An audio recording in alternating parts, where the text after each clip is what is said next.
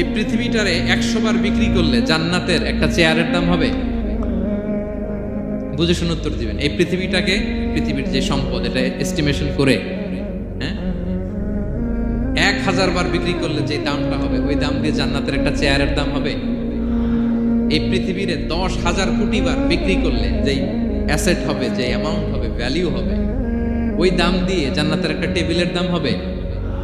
আর যেই জান্নাত, পুরো জান্নাতটা মায়ের পায়ের নিচে পড়ে আছে, ওই পা দুইটার দাম কত? সুবহানাল্লাহ পড়বেন না? মা বাবার দোয়া অনেক বড় দোয়া। কখনো যেন আমরা বেয়াদবি না করি, কখনো যেন তাদের মনে কষ্ট না দিই, সবসময় যেন তাদের কাছ থেকে দোয়া নেই। পারা যাবে? এটা আল্লাহ তাআলা ঢুকিয়ে দিলেন। তাহলে সাইয়েদনা লোকমান প্রথমে বলল, বাবা শিরক করো না।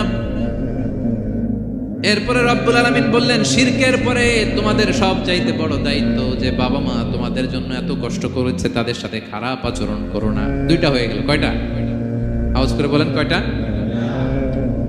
3 নম্বরে সাইয়েদনা লোকমান আলাইহিস সালাম ছেলেকে বললেন, ইয়া বুনাইয়া ইন্নাহা ইন তাকু মিসকালা হাববাতিন মিন খারদালিন ফাতাকুম ফি সাখরাতিন আও ফিস সামাওয়াতি আও ফিল আরদি ইয়াতি বিহা আল্লাহ।